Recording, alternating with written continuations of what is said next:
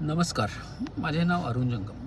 मी थोडेफार स्किल डेव्हलपमेंट्समध्ये काही काम करतो आहे. आता नुकत्याच 10वी आणि 12वीच्या एक्झाम झालेल्या आहेत. आता वेगवेगळ्या स्कूल्सचे, कॉलेजेसचे,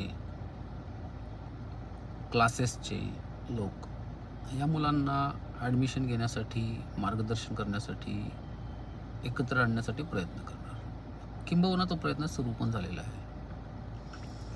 या सर्व प्रकारांमध्ये जो काय अप्रोच आहे तो सगळा कमर्शियल अप्रोच आहे. त्यामध्ये कुठलाही सामाजिक, त्या मुलांचं भलं व्हावं, कल्याण व्हावं, भविष्यात त्यांनी योग्य मार्गावर जावं, खरंच गेले तर ते काही करू शकतील, अशा स्वरूपाचा कुठलाही हेतू नाही आहे. परंतु या मुलांना जे काही मार्गदर्शन केलं जातं त्या मार्गदर्शनामध्ये खरंच त्या मुलांनी काय काम करायला पाहिजे, काय शिकायला पाहिजे, कसे शिकायला पाहिजे, कुठून शिकायला पाहिजे, यासंबंधी काहीही मार्गदर्शन दिलं जात नाही.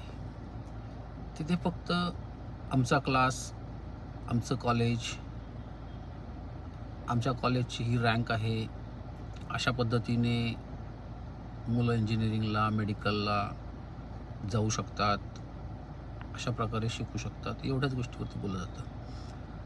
परंतु या सगळ्याचा मी गेले 7-8 वर्ष जो काही अभ्यास करतो आहे त्याच्यातनं मला निदर्शनात आलेल्या ज्या काही गोष्टी आहेत त्याच्यामध्ये असं आहे की कॉलेजला, क्लासला, इन्स्टिट्यूटला काहीही घेणं देणं नसतं त्या मुलांच्या भवितव्याबद्दल. त्यांचा फक्त मोटिव्ह एवढाच असतो, त्यांनी आमच्याकडे ॲडमिशन घ्यावं, आमची जी काही ठरलेली फी आहे ती द्यावं,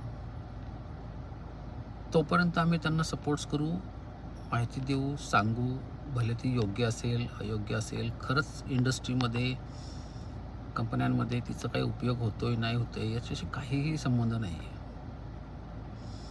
पण त्या 2 वर्षात, 4 वर्षात त्या इन्स्टिट्यूटला, कॉलेजला, क्लासला जे काही पैसे मिळणार असतात ते पैसे मिळतात. ते लोक त्यांचं स्वतःचं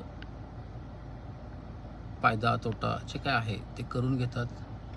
त्या मुलांच्या करिअर संबंधी तसा काही विचार केला जात नाही.